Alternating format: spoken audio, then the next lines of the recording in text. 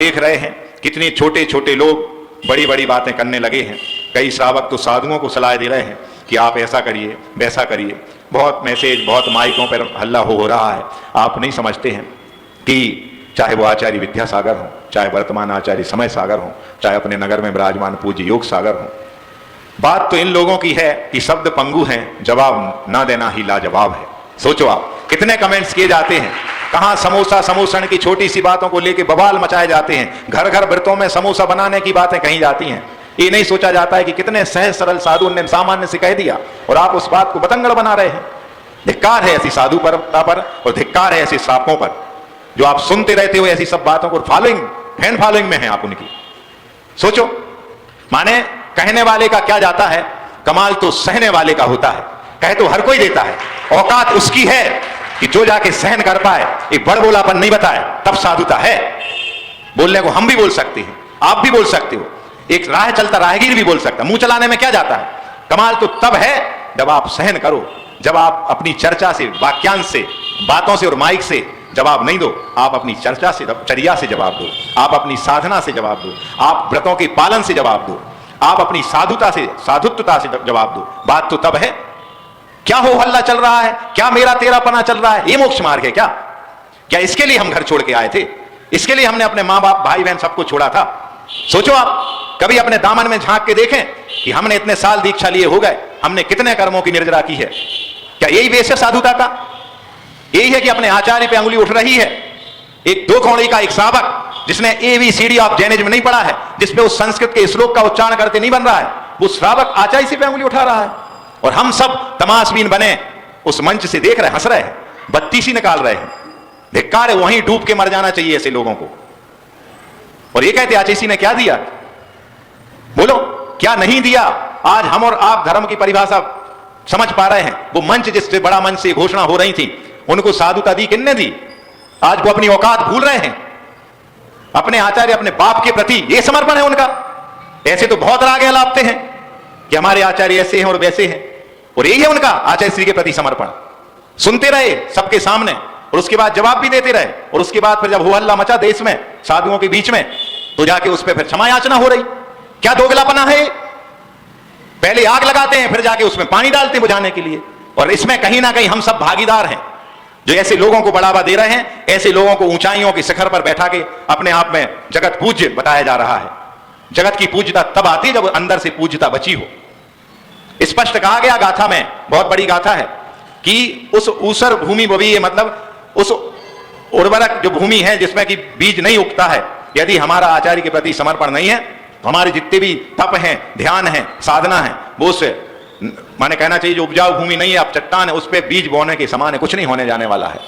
सोचो आप, कहते हैं अपन सब लोग कि हम सब समझदार हो गए हैं, तो कोई भी इंसान जो है बड़ी बड़ी बातें कर ले उससे समझदार नहीं होता है। इंसान समझदार या बड़ा तब कहलाता है जब वो छोटी छोटी बातों को भी समझने लगता है, जब उसको समझ में आने लगता है कि कौन सी बातें हमें संसार में गिरा रही हैं, कौन सी बातें हैं हमें संसार से ऊपर उठाएंगी। और ये सब लोग तो असंयमी हैं, इनने अभी संयम का रस चखा ही कहाँ है। और यदि हम इनके चक्कर में आके हम अपने वालों को भूल जाएं, तो किसी ने यही कहा है कि जीवन में सपनों के लिए कभी अपनों से दूर मत जाना। जैसे मेरे अपने कौन है, तो हमारा चतुर्विध संघ है, हमारे ऋषि मुनि यति अनगार जो साधु वो मेरे हैं, हमारे आचार्य वो मेरे हैं, आप सब हमारे नहीं हो। आचार्य इसी कहते थे असंयम तो एक जंग लगा लोहा है, जो भी इसकी संगति में आएगा वो भी असंयमी हो जाएगा। तो आप सब हमारे साथी नहीं हो, आप हमारे अनुयायी हो सकते हो, आप हमारे पीछे चलने वाले हो सकते हो, लेकिन हम आपके पीछे आपकी बातों में कहने में लग जाएं, वो चार लोग खड़े होकर अपनी अपने मन की बातें कहें और हम उनके छलावा में आके हम अपनी साधुता भूल जाएं, तो ये मेरी साधुता नहीं कहलाएगी, ये मेरा साधुपना नहीं कहलाएगा। तो क्या है, जीवन में सपनों के लिए कभी अपनों से दूर मत जाना। क्यों?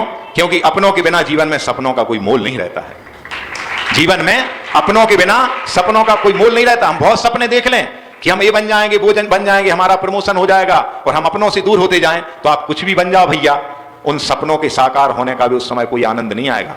आनंद जब है जब ये फकीरी बनी रहे, हम नंगे नवाब और किले पर डेरा करते रहें और हमें ना भूख की चिंता हो, ना प्यास की चिंता हो, ना हमारे पीछे भीड़ है कि नहीं है, इस किसी की चिंता ना हो। निर्मुक्त जीवन कि हम बस उस पाटा पे लेटे नहीं और हमारी नींद लग जाए, वो थकान दूर हो जाए और उठते साथ हम उस रिफ्रेशनेस का महसूस करें, तब जाके साधुता है। अरे संकल्प विकल्पों से भरे जीवन जीने में कब किसका अंत हो जाए, और संकलेश के पूर्वक हम मरें तो हमारी दुर्गति होगी और कुछ नहीं होगा। सोचो आप, ये सब साधन भट्टकीर स्वामी के समय में मोबाइल का बारे में उन्होंने वर्णन नहीं किया। उस समय लैपटॉप, मल्टीमीडिया, सोशल मीडिया नहीं आई थी, ये मंचमाला माइक का दौर नहीं चलता था उस समय, वरना वो भी लिख जाते साधुओं को कि इन सबसे दूर रहो, ये विध्वंसकारी एटम बम हैं। उस एटम बम ने तो नागासाकी और हिरोशिमा को मिटाया था 1947 में, लेकिन ये एटम बम, मोबाइल जैसे एटम बम, मल्टीमीडिया और सोशल मीडिया जैसे बम आज हर साधु की साधुता का विध्वंस कर रहे हैं। उनकी साधुता जा रही है, वो लोगों के छलावे में आ रहे हैं। सोचो आप, बोलो, आज तक आचार्य महाराज ने कभी किसी पे कोई कमेंट्स किया? अपने जो विरोधी पक्ष भी थे कभी नहीं बोले। वर्तमान आचार्य ने कभी कोई कमेंट्स किया? इतना सब चल रहा हो हल्ला, यहां सबसे ज्येष्ठ महाराज बैठे हैं। आप लोगों ने जो कृत्य किया गुना समाज ने, समझ गए, एक सप्तम प्रतिमाधारी ब्रह्मचारिणी दीदी जो कि आचार्य श्री के प्रति तन मन धन जी जान से अपने प्राणों का न्यौछावर करने के लिए भी अपनी जान की परवाह किए हुए भी इतना बड़ा जोखिम लेकर के वो केवल सत्य की खोज के लिए, सत्य को उजागर करने के लिए कुछ भी कर रही, और वो भी ऊटपटांग नहीं करती हैं। कोई वो ऐरा गहरा नत्थु खैरा घर से नहीं है, खानदानी है वो, जिसने एएसपी की नौकरी से बीआरएस लिया आचार्य के कहने पे। इतना बड़ा समर्पण है आपका आचार्य के प्रति? केवल मुंह चलाने के हो आप लोग। अभी बात आती है, 1 रुपया दान नहीं निकलता आचार्य के प्रोजेक्ट पे। और हम इन सब बड़े बड़े साधुओं से कहना चाह रहे हैं, आज खुले मंच से कहता हूं मैं, कि जितना बड़प्पन दिखाते हैं, इनने अपने बाप के प्रति, अपने गुरु के प्रति आज तक समर्पण दिखाया होता तो आचार्य के इतने बड़े बड़े प्रोजेक्ट चल रहे हैं।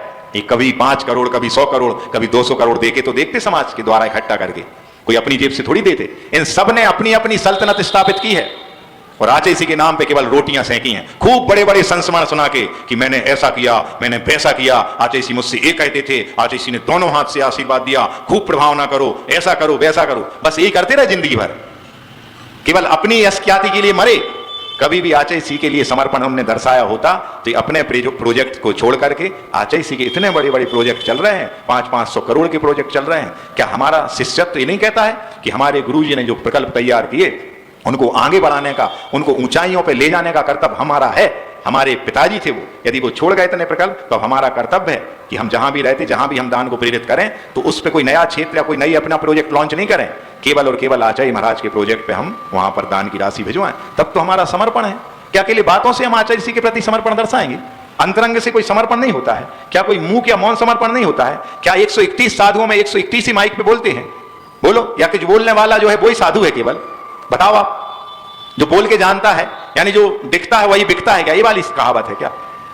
बोलो, सबके अंदर वही शिष्यत्व है, सबके अंदर वही व्रतों का आरोपण किया है आचार्य महाराज ने। तो सारे इसके सारे साधु केवल और केवल उनके दिए हुए बताए हुए मोक्ष मार्ग का अनुसरण कर रहे हैं, और जो अपने में लग गए केवल, तो बस यही भाव है उनका। इसके बाद ना वो ऐसे बीतरागी आचार्य मिलने वाले हैं और ना ये साधु संघ के जो साधु हैं ना वो मिलने वाले हैं। वही 4 चापलूसों के बीच में बैठ करके वही चापलूस मिलेंगे, और कहाँ मिलेंगे वही जाने, क्योंकि उनका तो कोई धर्म ईमान है बचा नहीं है। उनने तो कभी संयम को अपनाया नहीं, उनने तो कोई व्रत अंगीकार किए नहीं है, और हमने किए थे, और हम भी उनकी बातों में आके मेरा तेरापन कर रहे हैं, संकल्प विकल्प में लग रहे हैं। तो हमारा भी दीर्घ संसार है, इसमें कोई दो मत नहीं। हम भी हो, चाहे वो हम भी यदि ये साधुता त्याग के इन सब चीजों में लगेंगे तो हम भी दीर्घ संसारी हों, हम भी निगोद और नरक की यात्रा में करेंगे। समझ गए आप? तो भैया ये जो आप कुकृत्य किया है आपने, इतनी बड़ी अच्छी समाज आचार्य के प्रति समर्पित समाज थी और इतने बड़े साधु बैठे थे, हम लोग छोटे मोटे साधु हैं, कम से कम उनका बड़प्पन देख के तो आप कोई कदम उठाते। आप एक बार तो आके पूछ लेते कि महाराज जी ऐसा काम हम करने जा रहे हैं, पर यहां तो होड़ चल रही है नहले पे तहला की। सोचो आप, क्या मोक्ष मार्ग बचा है, क्या वीतरागता बची है, क्या साधुता बची है? सोचिए आप, सब ठीक नहीं है ये। समझ गए? आचार्य कुंद कुंद स्वामी पंचास्तिकाय में कहते हैं कि अन्नोन्नम पविसंता दिनता ओगास मन्न मन्नस मेलंता भी नित्यम सगम स्वभावम न विजहंती। माने ये देखिएगा आप 6 द्रव्यों के बारे में देखिएगा, चाहे वो धर्म द्रव्य हो, चाहे अधर्म हो, चाहे आकाश द्रव्य हो, चाहे काल द्रव्य, कोई भी द्रव्य हो, ये एक दूसरे में 3 लोक में ये सब द्रव्य पाए जाते हैं और एक दूसरे से अन्योन्य परस्पर मिल जाते हैं। फिर भी देखिए इनकी विशेषता कि वो अपने नित्य जो स्वभाव है उनका, उसको स्वभावम सगम स्वभावम न विझंती, अपने स्वभाव को वो नहीं छोड़ते हैं, वो नहीं भूल रहे हैं। धर्म द्रव्य का स्वभाव गति हेतुत्व है, अधर्म द्रव्य का स्वभाव स्थिति हेतुत्व है, आकाश तत्व का स्वभाव अवगाहना देने का है, काल द्रव्य का स्वभाव बर्तना और परिणमन कराने का है। इस सब द्रव्य एक दूसरे से मिलने के बावजूद भी अपने स्वभाव को नहीं भूलते हैं, और अपन इतने बड़े जीव तत्व हैं जो कि सर्वोच्च तत्व माना जाता है, सर्वोच्च तत्व, इसी को मोक्ष की प्राप्ति होती है। इसी ने 7 जो तत्व बताए हैं उनमें जीव से लेके मोक्ष की यात्रा यही जीव करता है, और अपन सब अपने स्वभाव को भूल रहे हैं। अपन सब इतने बड़े आचार्य के उपकारों को भूल रहे हैं, हम कितने बड़े कृतज्ञ हो गए हैं। सोचो आप, बोलो, आज कोई भी अदर रिलीजन वाला हो, उसके धर्म पे कोई उंगली उठा के देखे, उनके गुरुओं के बारे में कोई बोल के देखे, दंगा हो जाते हैं। और यहां अपन सब तमाशबीन बने हंस रहे थे। सोचो, माने वो उस रामायण में तो दिखाया गया कि इस धरती ने कहा कि यदि मैंने राम के अलावा, सीता ने कहा हे धरती मां, मैंने राम के अलावा किसी को सपने में भी यदि सोचा हो तो क्या हो जाए।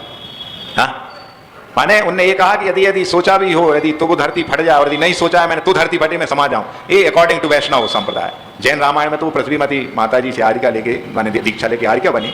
तो सोचो आप, उस समय धरती फट क्यों नहीं गई जब वन सब इन सब चीजों को सुन रहे थे। वो आज स्वर्ग लोक से देख के भी माने आचार्य महाराज देव पर्याय में सोचते होंगे कि ये सब छोड़ के हम आए हैं क्या। बहुत दुख होता है भैया, समझ लें आप, अन्यथा ये जितना बचा है वो भी नहीं बचेगा, और पूरी उनके द्वारा जमाई हुई सल्तनत अपन सब मिट्टी में मिला देंगे, है ना। मैंने आज इसी के लिए वो पंक्तियां किसी ने लिखी हैं कि वो धागा ही था जिसने छिपकर पूरा जीवन मोतियों को दे दिया। वो धागा ही था जिसने छिपकर पूरा जीवन मोतियों को दे दिया, और ये मोती अपनी तारीफ पर इतराते रहे उम्र भर, और ये मोती अपनी तारीफों पर इतराते रहे उम्र भर। सोचो, मोतियों की क्या औकात थी, जब तक उनको धागे में पिरो करके माला नहीं बनाया गया होता तब तक वो कंठ में धारण नहीं कर पाते, तब तक वो हाथ में लेके प्रभु का नाम नहीं ले पाते। और आज उस धागे के एहसान को भूल करके हम वो मोती बन के एहसान फरामोशी कर रहे हैं। हम थोड़ी सी तारीफ के लिए, थोड़ी सी यश ख्याति के लिए, थोड़ी सी मंच माला माइक के लिए, थोड़ी सी फैन फॉलोइंग के लिए। सोचो, आज इसी कहते थे हम सबको कि यश ख्याति तो इस मोक्ष मार्ग की पहली बुराई है, ये तो आपको मिलेगी ही। आप जितना जितना तप करेंगे यश कीर्ति नाम कर्म का उदय आएगा आपको, तो यह तो आपको मिलेगी ही।